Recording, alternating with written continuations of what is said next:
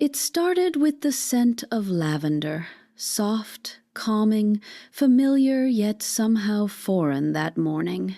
I remember blinking at the sunlight pouring through the lace curtains and feeling that odd weight in my head again, that thick, heavy fog that had been stealing pieces of me one quiet day at a time. My name is Eleanor, or at least, I think it is. That's what she calls me, Mrs. Eleanor, dear. Always so sweet, so patient, with that syrupy smile that never quite reached her eyes. Her name was Clara. She was my caretaker, or my companion, or maybe something else entirely. I can't be sure anymore. She came into my life after my fall last winter. The neighbors said I needed help someone to cook, clean, remind me of my pills. My daughter, Margaret, lived too far away, or maybe she just didn't want to deal with me. I don't blame her. Mothers can be tiring when they start to forget. I was grateful for Clara, truly, until the lavender stopped smelling like comfort and started smelling like control. At first, it was little things. She'd correct me about what day it was, or say, "No, you told me yesterday you didn't like tea anymore, even when I knew I did." She'd hide my letters, saying the postman hadn't come. She'd change the channel before I could finish my shows. I thought she was simply over-helpful, too eager to please. But then I started noticing the photos. One morning, I found my mantel rearranged. The frame that once held Margaret's wedding photo was empty. The picture of my late husband, Henry, was gone too. In their place was a smaller photo of me, sitting in the garden, smiling beside Clara. I didn't remember taking it. When I asked her, she said, "Oh, we took that last month. You don't remember? You looked so lovely that day." And she said it with that voice soft, steady, rehearsed, the kind that makes you question your own sanity. That night, I couldn't sleep. The clock ticked loud and uneven, and the shadows on the wall seemed to move when I wasn't looking. I crept out of bed and searched for Henry's photo. I found it in a drawer, face down, dust gathering at the edges. I held it close and whispered, "I still remember you, darling. Don't let me forget." I didn't know then that someone was trying to make sure I would. Over the next few weeks, Clara grew more possessive. She insisted on managing my medication, saying it was too confusing for me. She made me stop writing in my journal, claiming it only made me obsess over the past.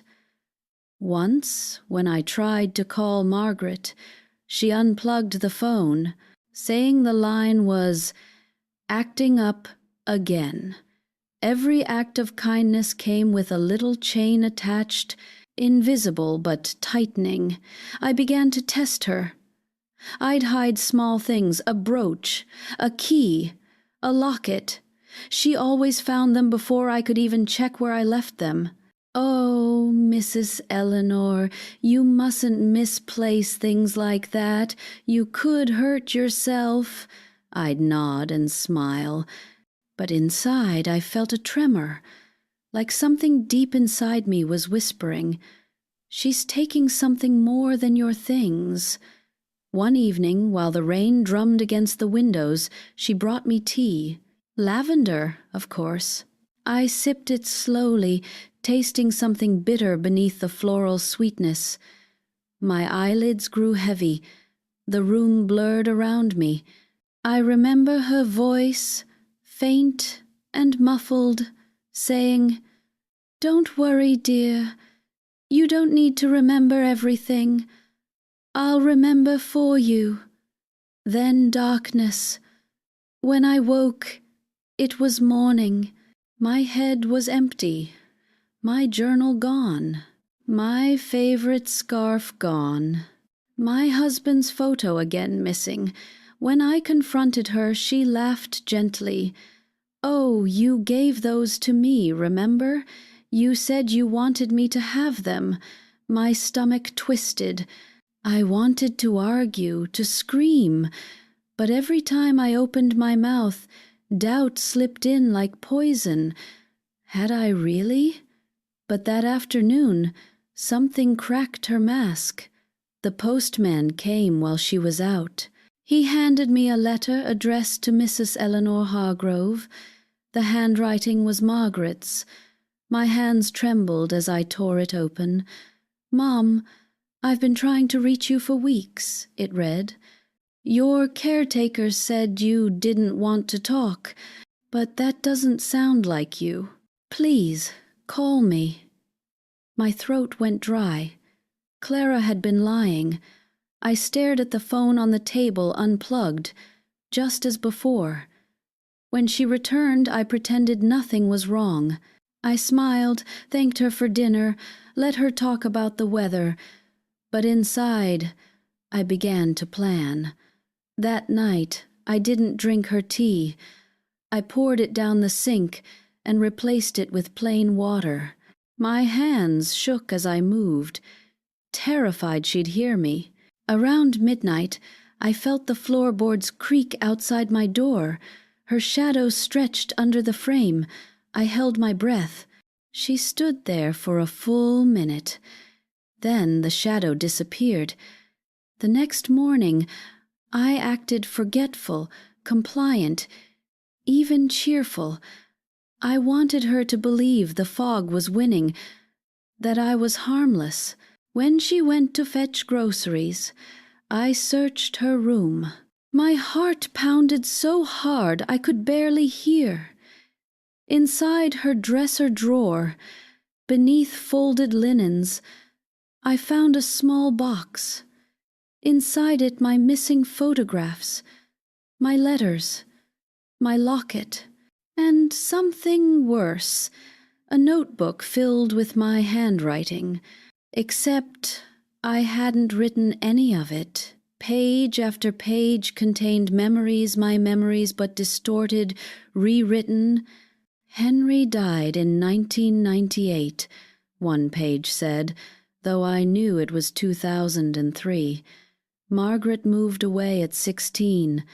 Another claimed, though she left home at 22. Every fact twisted, every truth bent.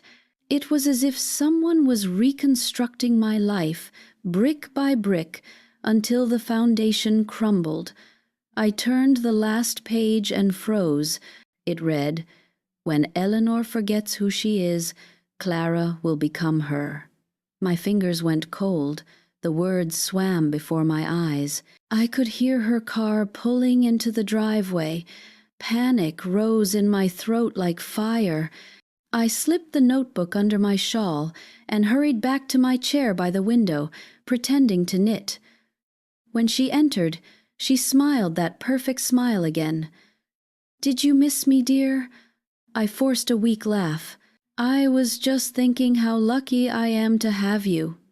Her eyes glinted. "You are lucky," she said softly. "Not everyone gets a second chance." A chill ran down my spine. She walked over, tucked a strand of hair behind my ear, and whispered, "You look tired. Maybe I should make you some tea." I didn't answer her offer for tea that night. I just smiled and said, "Maybe later, dear." She looked at me for a moment too long, like she was searching my eyes for something. Then, with that same calm voice, she said, "Of course, rest now," and walked toward the kitchen. I heard the faint clinking of porcelain, the slow whistle of the kettle, and the soft hum she always made when she thought I wasn't listening. I used to think it was a comforting sound. Now it felt like a warning. When she finally handed me the cup, I wrapped my fingers around it but didn't drink. The steam rose up between us, like a curtain hiding our thoughts. She watched until I lifted it halfway to my lips, then she turned away, satisfied. The moment she disappeared down the hall, I poured it into the vase behind me. The lilies would drink what I refused to. That night, sleep wouldn't come. Every creak in the floor, every sigh of the wind made my body tense. I kept replaying the words I'd found in that notebook. When Eleanor forgets who she is, Clara will become her. What did that even mean? How could someone become another person? Unless she was trying to replace me entirely. The next morning I woke to find Clara in my room. She was standing by the window, holding Henry's old pocket watch, turning it over and over in her hand. "I found this in the kitchen drawer," she said, not looking at me. "It's so beautiful. He must have loved you very much." I nodded carefully. "He did." She smiled, but it was strange, almost longing. "I like hearing your stories about him. They make me feel like I was there." Her words lingered in the air, heavy, deliberate, like I was there. She placed the watch on my nightstand, kissed my forehead, and said, "I'll start breakfast." When she left, I took the watch and held it tight. The engraving on the back read, "To my Ellie, for every tomorrow." That was Henry's voice, his handwriting, proof of something real, something untouched. But as I looked around the room, I realized how much of my world had already been rearranged, like pieces of me were quietly being packed away, replaced by her idea of who I was. Later that afternoon, I waited until she went out to hang the laundry. I unplugged the phone from the wall and carefully reconnected it.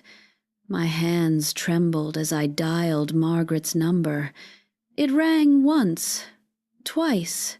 Then her voice, distant, but so achingly familiar, filled the silence. "Mom? Mom, is that you?" I swallowed hard. "Margaret, listen to me. Something's wrong with Clara. She's—" But before I could finish, the line went dead. I froze. The phone cord had been pulled from the wall again. When I turned around, Clara was standing in the doorway, holding the plug in her hand. Her expression wasn't angry, it was calm, almost pitying. "Oh, Mrs. Eleanor," she whispered, shaking her head, "you shouldn't be playing with things you don't understand." I stammered. I just wanted to call my daughter." "I know," she said softly, "but she told me she doesn't want to talk right now. You forget things sometimes, that's all." My throat tightened. "That's not true." She came closer, crouched beside me, and touched my cheek with the back of her hand. "It is true, dear, but it's okay. I'm here now. I'll help you remember the right things." The right things. That phrase terrified me. She started adjusting my medication soon after. I noticed new bottles appear on the shelf, unmarked, unfamiliar. She'd crush pills into my food, stir them into my tea. I began pretending to take them, hiding the powder in my napkin, flushing it when she wasn't looking. But even without them, the fog in my head grew worse. Memories slipped like water through my fingers. I'd start sentences and forget how they ended. I'd see Henry's face, and for a moment, not remember his voice. One evening, I caught her sitting in my chair by the window, knitting with my yarn, wearing my cardigan. My cardigan. She looked up, startled but smiling. "You weren't using it, dear." You looked cold yesterday." I didn't argue. I couldn't. I just watched her the way her hands mimicked mine, the way she hummed that same lullaby Henry used to whistle. Every gesture, every tone, it was like she was studying me, rehearsing me. I began writing again, in secret, little notes hidden between the pages of old books. "My name is Eleanor Hargrove. Henry was my husband. Margaret is my daughter." I needed to anchor myself somehow, to leave crumbs of truth in case I forgot, but even that became dangerous. One morning, I found the notes missing. Instead, there were new ones in my handwriting, but written differently. "My name is Clara. Henry is gone. Margaret doesn't exist. I nearly fainted. The horror wasn't that she was stealing my belongings anymore, it was that she was stealing me. Days blurred. She began referring to herself as Ellie when she spoke on the phone. I overheard her once, laughing softly. "Yes, this is Eleanor, just calling about my account." My blood turned cold. After she hung up, I confronted her. "Who were you talking to?" She smiled sweetly. "Just the doctor's office, dear. I told them you were resting." I forced a laugh, but my chest ached. "I thought I heard you say my name." She tilted her head, eyes narrowing. "You must have imagined it. You've been so tired lately." She walked closer, touched my shoulder, and whispered, "Don't worry, Ellie. Soon you won't have to worry about any of this." That night, I dreamed of my wedding day, the church bells, the scent of roses, Henry's trembling hands as he placed the ring on mine. But when I looked up at the altar, it wasn't Henry beside me, it was Clara, and she was smiling. I woke up drenched in sweat. The clock read 3:17 a.m. I sat up, heart racing, and looked toward the window. She was standing there in the dark, staring at me. I gasped, "Clara, what are you doing?" She didn't answer right away. Then she said, in a voice that wasn't hers anymore, "Go back to sleep, Eleanor. You need your rest." When I blinked, she was gone. I barely slept after that. I spent the next day pretending to be weaker than ever. I let her feed me, guide me, tuck me in. I knew she was watching my every move, but I was watching her too.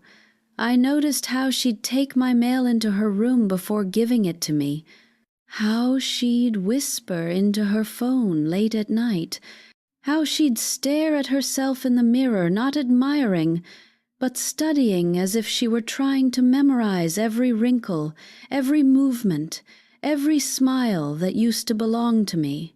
And then, one morning, I woke up to a stranger's reflection in the mirror.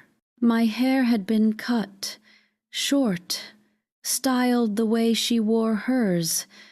I touched my head, trembling. "Clara, what have you done?"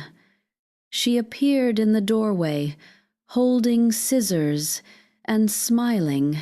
"You look younger this way, dear, more like me," I cried when I saw my hair in the mirror.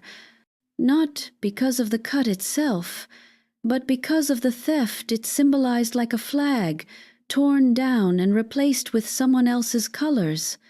I touched the bristled ends and felt smaller, lighter, wrong. "You look younger," she said again, stepping closer, her breath warm on my cheek. "And younger is easier." "Easier for what?" I asked, but my voice came out thin. "To take care of," she answered, as if reciting a line she'd practiced. Then she turned away, gathering the fallen strands with a little broom, humming that lullaby like a victory song. I spent the rest of that day performing helplessness. I let my hands tremble. I let my thoughts wander aloud like lost children. She rewarded me with soft pats on the shoulder and extra sweet tea, and I rewarded her with sips I did not swallow. She believed our staged ballet, and the moment she finally left to buy groceries, I pushed myself up, grabbed Henry's watch, and slid into my old slippers. The house felt different without her inside it, like a chest, unweighted, ribs able to lift. But even the light looked suspicious now. Even the floorboards betrayed me with their complaints. I went to her room again. The air in there was colder, as if the window never fully shut, or the room itself refused to warm to anyone. The bed was made with hospital corners. Her perfume, the lavender, clung to the curtains like a secret. I knelt by the bureau and found the same drawer with folded linens. The box was gone. My heart lurched. She'd moved the evidence. I checked the closet next, easing the door open as if some animal might leap out. Coats lined up like quiet sentries. On the top shelf, a canvas tote.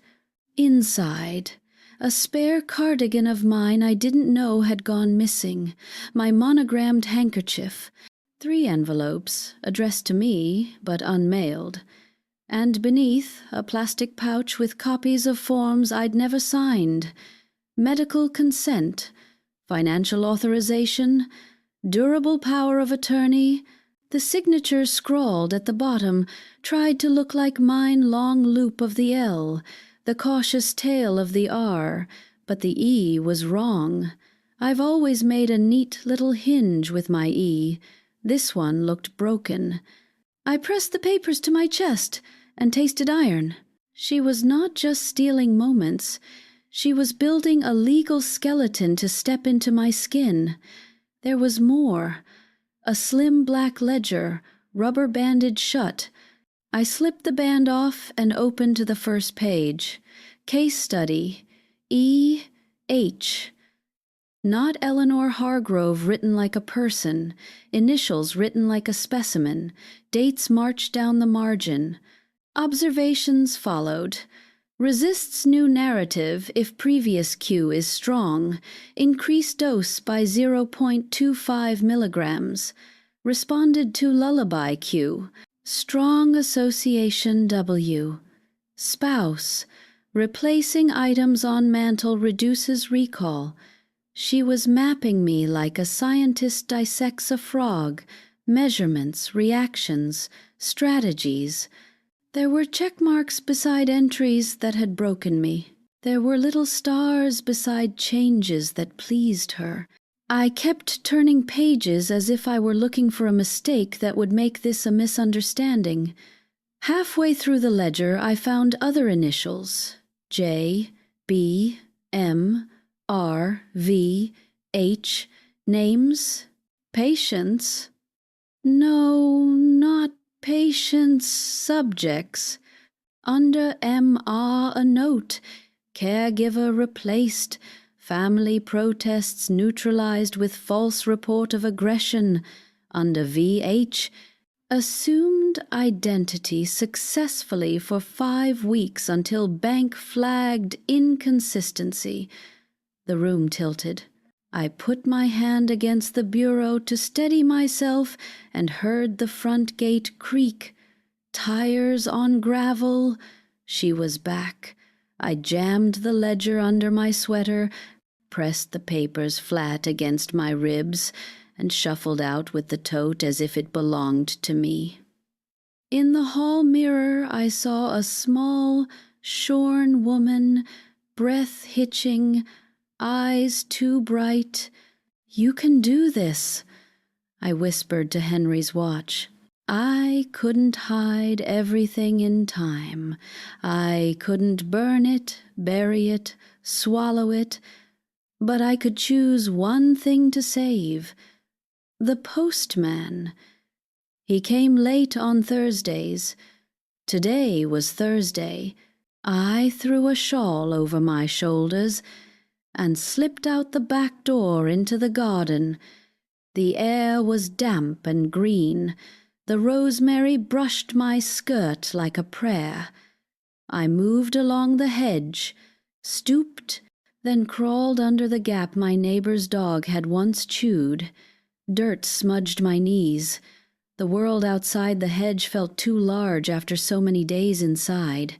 Houses with their lives intact glowed across the street, each window a little square of unbroken story. The pavement vibrated with her car's engine as it shut off. A door slammed. "Mrs. Eleanor?" Her voice sailed through the air, bright and ringing. "Where'd you get to?" I pressed my back to the neighbor's brick wall and held still.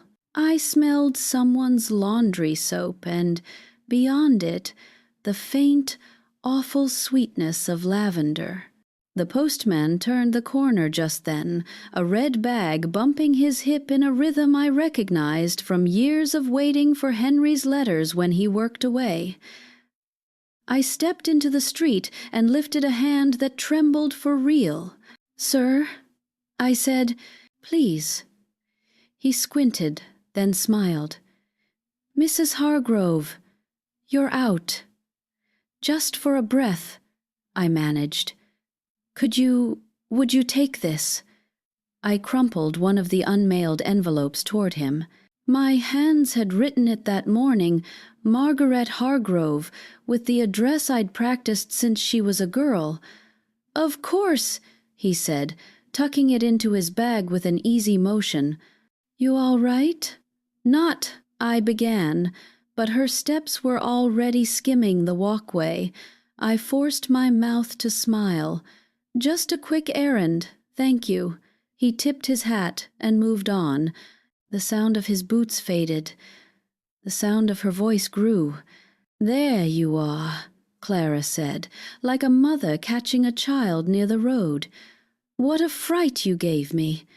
"I needed air," I told her. The house felt tight. She slipped her arm through mine, her fingers like bracelets I couldn't unclasp. "Let's not wander, dear. It isn't safe. You know how you get." "How I get," I repeated. Like a bad line, I was learning to say more convincingly. "Back inside, she fussed over my muddy hem, my messy shawl, my pulse." Her manner was a mirror reflecting concern so well that anyone would believe it belonged to her first and me second. She made me sit. She made me drink water. She made me promise to ring the little bell if I wanted to step outside again. Only then did she go to put groceries away. From the table I watched her move. Efficient, economical, gentle as a blade wrapped in silk. She froze at the pantry door. There was a beat, and then she opened it slowly. I had hidden nothing there, but she had hidden everything. I watched her reach for a high shelf, feel around for a jar that wasn't where she left it. Her head tilted. She closed the pantry and turned to face me with a smile that didn't quite fit her mouth. "Did you go into my room?" she asked. Not angry. Curious. I made my eyes soft. Why would I do that? Why, indeed? She set a lemon on the counter, rolled it under her palm like a coin beneath a magician's hand. "You know, I've been thinking, Ellie, we should clean out the study. Too much clutter in there, all those old papers. They weigh on you. Some weights keep a body from floating away," I said, surprising us both. She laughed. "You do come out with poetry when you're tired. I slept in the afternoon because she needed me to.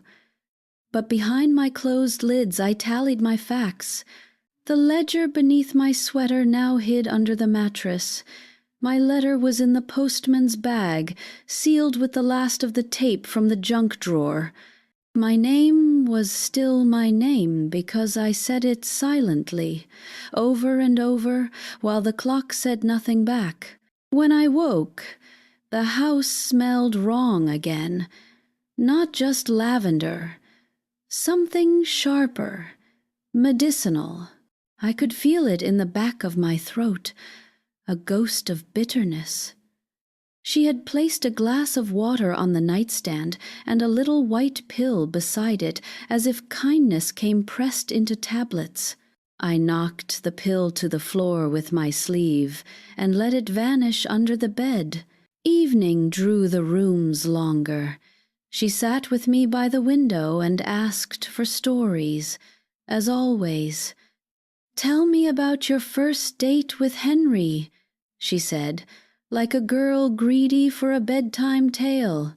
"We got coffee at a diner," I began, but stopped. I pictured Henry's smile. I could feel the warmth of his hand over mine. But the name of the diner scraped away like paint flaking off wood. It was Harry's? No. Harlan's. Harper's, she corrected kindly. "You've told me 100 times. Harper's on 5th. I thought it was on Maple." "5th," she said again, quickly. I tried to return to the story, but found it had lost its doorway. She filled in the walls for me. He wore a blue tie, you wore your cream dress, the radio played Sinatra, and the waitress called you lovebirds. Isn't that sweet? It was sweet until I remembered my cream dress had a wine stain from the wedding 2 months later, and that stain happened before the diner, not after. The detail was wrong. The past wobbled. I gripped the arm of my chair until the wood creaked. "Tell me about Margaret's 8th birthday," she prompted. "The pink bicycle. The cake. The cake," I said, drifting toward it like a dock light in fog. "Strawberry, no. Lemon." "Strawberry," she insisted softly, "with sprinkles." I looked at her. She looked at me. We both smiled. Only one of us had teeth in it. That night, when she finally went to bed, I slid from mine and knelt on the rug. My hands found the ledger to reassure myself I had not imagined it. Then my fingers brushed something else. A cassette tape. It must have slipped from the ledger's back pocket. A label, handwritten. "Mother, final week." The breath left me. I had no cassette player. I had not seen the tape before. I did not know if Mother was a prayer or a weapon. Down the hall, her door creaked. I tucked the tape into my nightgown pocket and stood. The hallway felt like a throat I was walking through. I reached the study, the room she wanted to purge, and opened the top drawer of Henry's desk.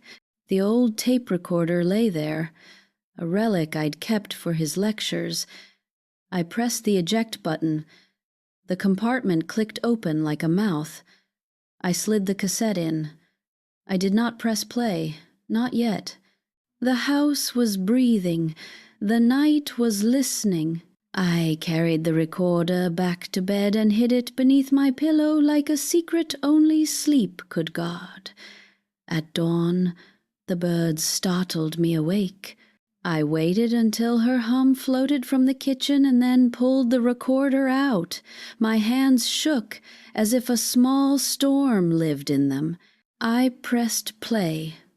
Silence. Then a woman's voice. Not mine. Not Clara's, at least. Not yet. "This is for the last week," the voice said. The cadence was careful, clinical. "Mother is nearly gone. I will try again tomorrow. I will become what is left." There was a sound then, a whimper, an older woman's breath, and the tape crackled into a lullaby I knew too well. I stopped it. I rewound a fraction.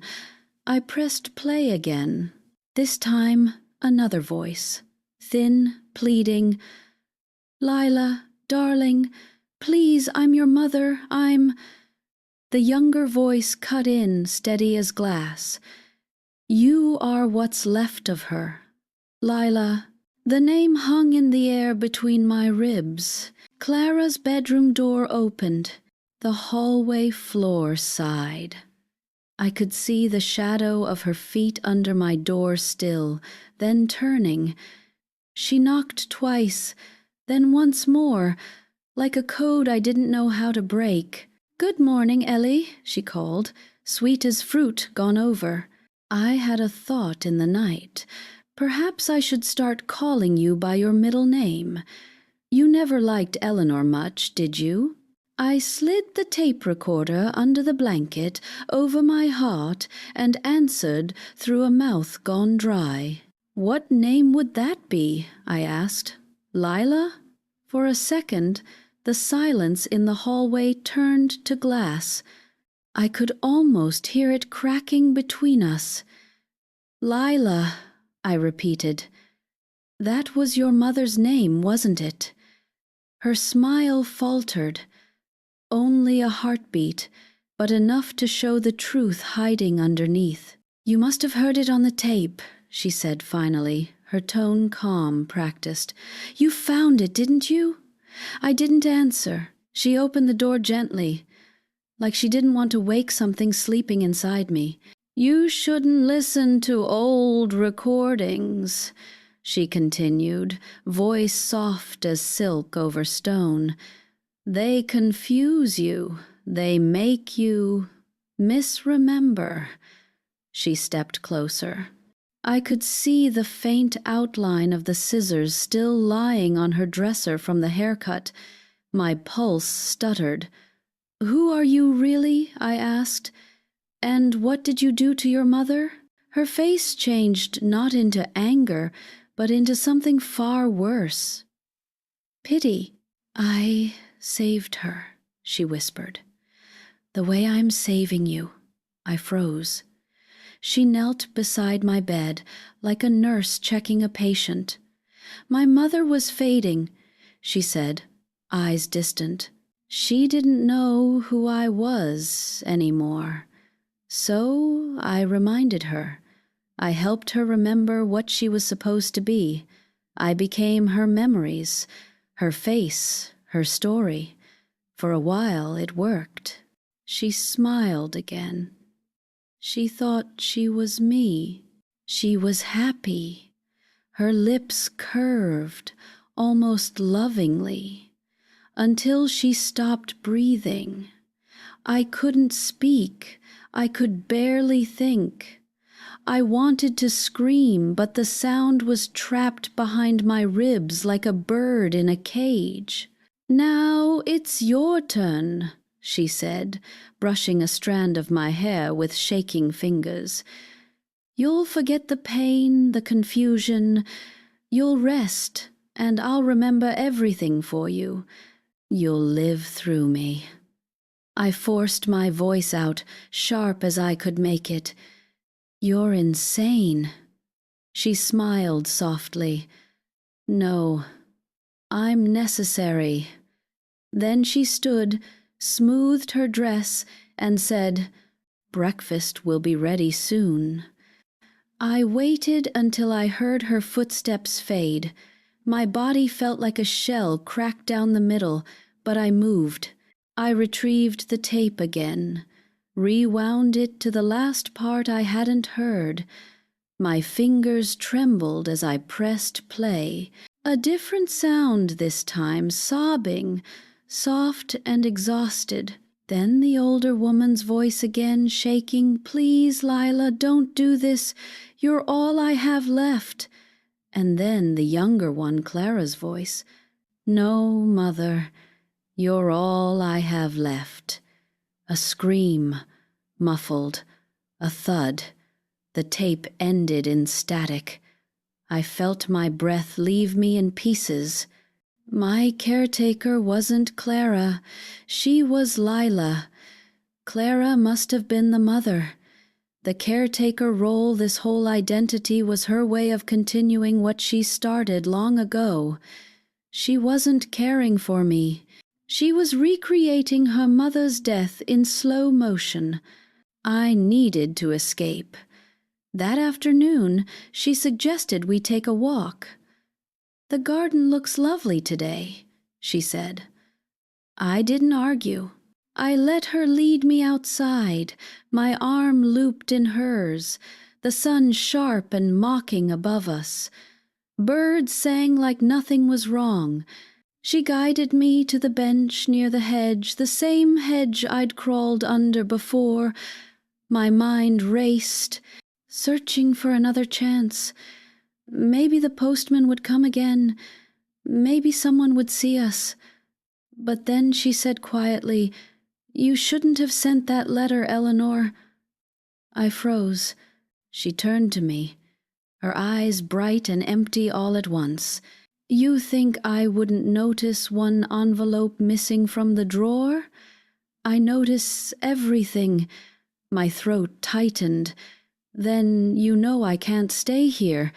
"Oh, but you can," she said gently. "And you will. You're getting weaker, dear.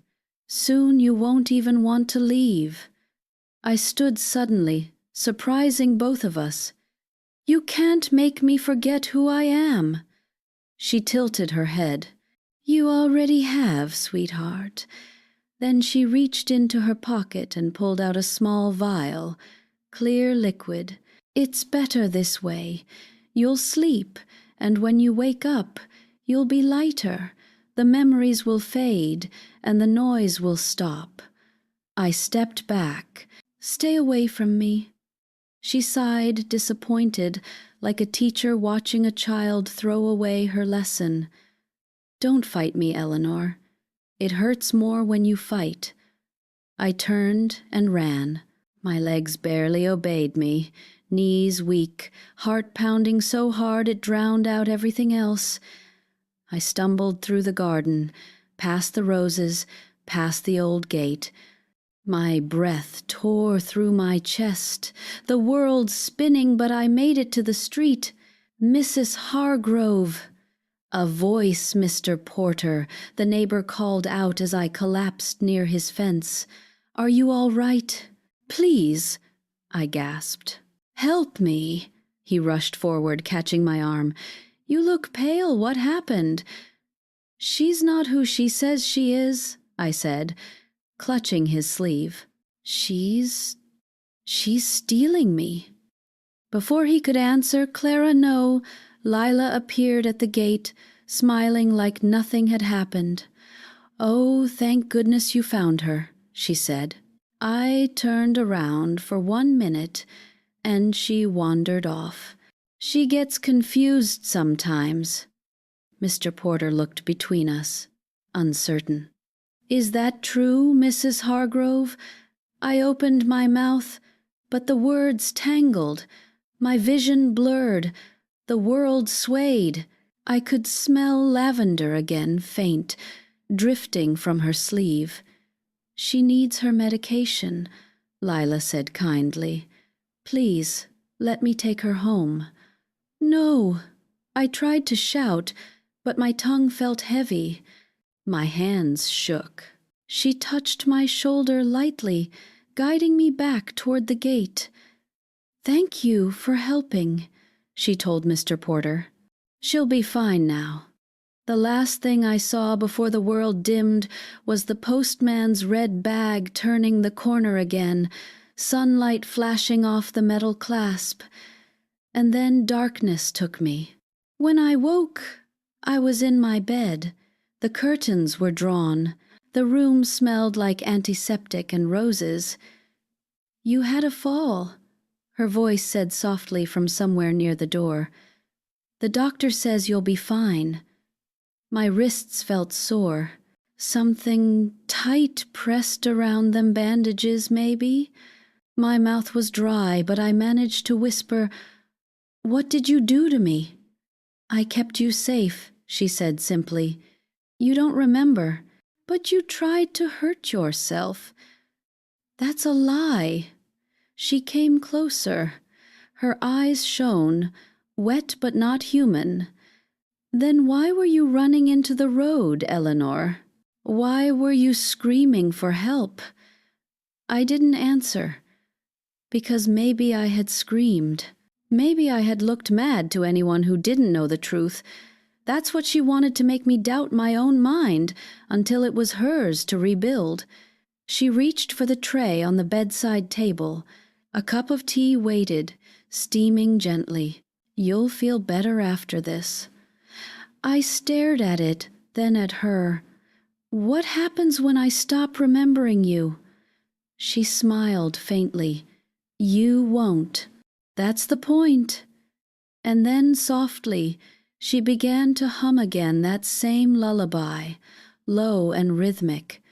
The sound crawled into my chest, pressing against the memories that were still mine. I closed my eyes, pretending to drift, but every note carved her name deeper inside my mind. Lila. When the cup touched my lips, I didn't resist. I let her think I was defeated, but this time I didn't need to hide the liquid under the napkin. I had already hidden something far stronger. The truth, tucked in the form of that letter now traveling miles away in the postman's bag. Somewhere out there, Margaret would open it, and when she did, she'd come for me. The next few days slipped through me like mist. I remember the slow ticking of the clock, the hum of the refrigerator, the lavender that clung to everything like invisible poison. I wasn't sure if time was passing normally or if she was bending it somehow, shaping the days to keep me disoriented. The curtains stayed drawn. My meals arrived on a tray. She spoke gently, sweetly, but every word was a chain link. And then one afternoon I heard a knock at the door. Lila froze mid-step, her smile pausing before her body did. "Stay here," she murmured. "I'll get it." From my bed I could hear muffled voices, a woman's tone stern, worried. Then a familiar name floated through the air. Margaret Hargrove. My heart lurched. The next sound was a laugh, Lila's false, airy laugh. "Oh, Margaret, what a lovely surprise. Your mother's resting. She's been quite confused lately. You know how it is at her age." Confused? Margaret's voice sharpened. "You've been telling me that for weeks. I'm coming in." Their footsteps echoed down the hall. I forced myself to sit up, dizzy with hope and terror. When Margaret appeared in the doorway, for a moment I thought she was a mirage. She looked so grown, so distant, hair pinned back, eyes rimmed with exhaustion, but when she saw me, her breath caught. "Mom?" she whispered. I wanted to cry, but my voice came out cracked. "Maggie." She rushed forward, dropping to her knees beside the bed. "Oh, my God, what happened to you?" Before I could answer, Lila's hand appeared on her shoulder. "She's fine. She just needs rest." Margaret shrugged her off. "I wasn't talking to you. I saw something flare in Lila's expression, an old buried anger. You shouldn't upset her," she said softly, like a warning. "She's fragile." Margaret turned, fire in her voice. "No, you're the one upsetting her. I've been trying to call for weeks. You blocked my number. You lied about her being sick." "She is sick," Lila replied calmly. "Dementia is cruel. You'll understand someday." "Stop it!" Margaret snapped. "My mother might forget small things, but she's not delusional." I watched, helpless, as their voices tangled and rose. Lila's calm unraveled, thread by thread. Her breathing quickened. Her eyes grew wet, wild. "You don't know what she's like when you're not here," she hissed. "You think she's some fragile little thing? She needs me." Margaret stood, trembling with fury. "You're insane. I'm calling the police." But then Lila smiled, a slow, knowing smile. "And what will you tell them? That your poor old mother accused her nurse of stealing her memories? That she wrote letters about conspiracies and identity theft? Do you think they'll believe her or the medical caretaker with her power of attorney papers?" Margaret froze. "What papers?" Lila walked to the desk, opened the drawer, and pulled out the forged forms I'd seen before. "These," she said, laying them out like trophies, signed and dated. She wanted me to handle her affairs. Isn't that right, Eleanor? All eyes turned to me. My mouth was dry as dust. The world felt suddenly small, airless. Margaret looked at me, searching for truth in my silence. "Mom," she said softly, "tell me." I looked at Lila. Her face was calm again, almost maternal. She tilted her head, waiting, daring me to break the illusion. "I didn't sign them," I whispered. Margaret's shoulders straightened. "Then that's all I need to hear." She reached for her phone, but Lila moved faster. In one fluid motion, she grabbed the teacup from my tray and flung its contents toward Margaret. The liquid splashed across her arm. "Don't!" Lila screamed. "You don't understand." Margaret stumbled back, gasping. The air filled with the sharp scent of chemicals, something stronger than tea. I saw the cup roll across the floor, leaving a pale stain on the rug. Not lavender this time. Something bitter. Something meant to erase. I shouted, "Don't touch her." Lila turned toward me, eyes wild, trembling with tears. "I just wanted to save you," she said, her voice cracking. "They always leave, they always forget, but I can remember for them." Margaret grabbed her wrist. "Let go of the bottle. It's too late," Lila cried. "It's already started." They struggled, and the vial slipped from her hand, shattering on the floor. A hiss rose from the liquid as it met the air, a faint chemical smoke. Lila froze, staring at it, chest heaving. Then she whispered, "I didn't mean to hurt anyone." Margaret stepped back, pulling me toward her. "We're leaving," she said. "Right now." But Lila didn't move to stop us. She just stood there, staring at the floor, murmuring something over and over. At first I couldn't make it out. Then I realized she was saying my name, my real name. "Eleanor, Eleanor, Eleanor." We made it to the front door. Margaret threw it open, light flooding in so bright it felt like a rescue. But behind us, Lila's voice rose one last time, broken, desperate, almost childlike. "If you forget me, I'll disappear." Margaret turned. "Good." The sound that followed wasn't a scream. It was smaller, stranger, like a sigh, collapsing inward. When I looked back, she was on the floor, clutching the empty vial to her chest, her body shaking. Then still. The police came after Margaret called them. The house filled with noise, with footsteps, with questions. They found her unresponsive but alive. They found the ledger, the recordings, the forged papers. The officers kept saying words like fraud, identity theft, psychological manipulation. I didn't want to hear them. I just wanted to breathe air that didn't taste like her perfume. Margaret helped me pack that night. The house looked smaller without the shadows she had filled it with. I found the pocket watch again, lying on my nightstand, where she must have placed it before everything fell apart. I held it close, whispering to Henry that it was over, that I was still here. We left before dawn. The sun climbed up over the hills as we drove, turning the sky the same soft gold Henry used to paint.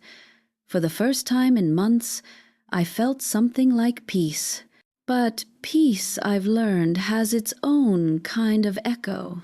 That night, in the guest room of Margaret's house, I dreamed of her again. Not as she was at the end, but as she'd first appeared, smiling, gentle, holding a cup of lavender tea. "You're safe now," she said in the dream. "I'm part of you." When I woke, my heart was pounding. The room smelled faintly of flowers. On the nightstand, a single lavender petal lay curled beside the clock. I told myself it must have come from the bouquet downstairs. I told myself I was free. But as I turned out the light, I swore I heard her hum again, soft, slow, familiar, just beyond the door. It's been 3 months since that night, though sometimes it feels like 3 years and sometimes only a breath. The world has grown quieter around me. Margaret checks in every morning. The nurses are kind. The house smells like real food again instead of lavender. But there are hours, mostly in the evenings, when I still feel her. Not her body, but her presence. Soft as a thought that refuses to end. They said Lila was taken to a private facility upstate. Resting under observation, the detective told Margaret, her mind's not well. I wanted to ask when had it ever been, but I kept silent. I didn't want to sound cruel, not even after everything, because deep down, beneath the horror, there's something even stranger. Pity. The doctors said she had what they called identity transference disorder. That she latched onto vulnerable women, elderly, isolated, grieving, and slowly rewrote their lives until she could step inside them. They found recordings from 4 different homes, dating back almost a decade. Every time, the same pattern. She'd become indispensable, erase the family's contact, control medication, and by the time anyone noticed, the truth was buried under confusion. One woman had been declared legally incompetent and died under Lila's care before anyone asked why. I should hate her. And I do some days. But other days, when the house gets too still, I catch myself remembering her laughter when she cooked, the way she adjusted my shawl, or how she sang when she thought no one heard. She was evil, yes, but also broken, like a mirror that couldn't stop showing pieces of whoever stood before it. A few weeks after the police took her away, I started sorting through my old letters and photos. Margaret sat beside me, helping, always so gentle. I wanted to rebuild what was real, to reclaim what she had taken. But when we opened one of the boxes from the attic, something unexpected slid out. A photograph. It wasn't mine. It showed a woman in her 20s, smiling awkwardly beside an older woman in a hospital bed. Written on the back, in fading ink, Lila and Mom, 2006. I stared at it for a long time. Margaret reached for it, but I held it close. The mother's face, Clara, I realized. The original Clara. Her smile looked tired but loving. Lila's expression was something else entirely, devotion twisted just slightly into possession. And behind them, on the bedside table, I noticed a familiar object, a cup of lavender tea. I didn't tell Margaret what I saw. I just placed the photograph in my drawer beside Henry's watch. Some stories don't need to be told out loud. They're too heavy to set free. But the past doesn't like to stay buried. It returns in whispers. One morning, Margaret came home from the store with the newspaper trembling in her hands. "Mom," she said, her voice low, "there's something you should know." The headline read, "Patient escapes from mental care facility." Below it, a grainy photo, slightly blurred, eyes half closed, but unmistakable. Lila. "They say she disappeared during the night," Margaret murmured. "Left everything behind." My chest tightened. "When?" "2 days ago." I nodded slowly, folding the paper in half. "She won't come here," I said, though I wasn't sure who I was trying to convince. "She has nowhere to go." But that night, sleep refused me. I sat by the window for hours, watching the wind pull at the trees. Every shadow looked like her shape returning. Every creak in the floorboards sounded like her step. The house was full of memory, and memory, I've learned, is the most dangerous thing to lose or to give away. Just before dawn, I heard humming. Faint, familiar. Not in the room, but through the wall, the tune floating like mist from somewhere near the kitchen. I told myself it was a dream. I told myself it was wind. But the smell came next, lavender. Soft, precise, unmistakable. I rose carefully, heart pounding, and followed the scent. The hallway was dim. The kitchen light flickered weakly. When I turned the corner, the sound stopped. Only the kettle hissed on the stove. On the table sat a single teacup, pale porcelain, rim cracked just slightly, and beside it, a folded note. My hand shook as I opened it. "Don't worry, Eleanor. I'll keep your stories safe. L." The cup was still warm. I didn't scream. I didn't call Margaret. I just stood there, the paper trembling between my fingers, and looked out through the kitchen window. The garden was washed in early light. The air was empty, still. Yet for one fleeting instant, I thought I saw a shadow move beyond the hedge, the same hedge I'd once crawled under to escape. Then nothing.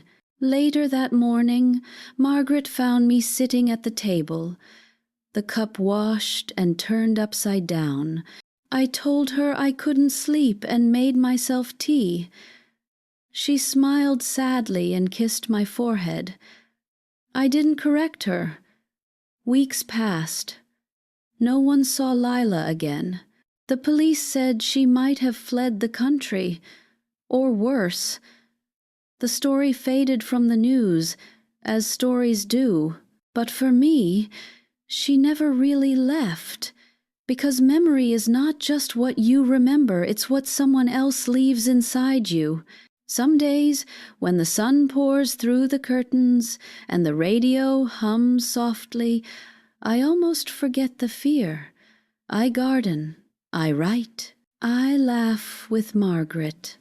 But sometimes, when I close my eyes at night, I hear her voice, whispering through my mind like a lullaby I can't stop humming back, and I wonder In some small way, she succeeded. Maybe she didn't need to live in my house, or wear my face, or steal my papers. Maybe all she ever wanted was to live inside my memories, to linger there, safe and eternal, where forgetting can't touch her. I caught myself today humming that song while watering the plants. When I realized the watering can slipped from my hand, the sound startled the birds from the fence. I stared at the ground, heart hammering, and whispered, "That's not my song." But the words didn't feel certain. I've begun keeping a new journal. Each page starts the same way. My name is Eleanor Hargrove. I was born in 1948. I had a husband named Henry and a daughter named Margaret. I am alive. I am myself. I write it every morning.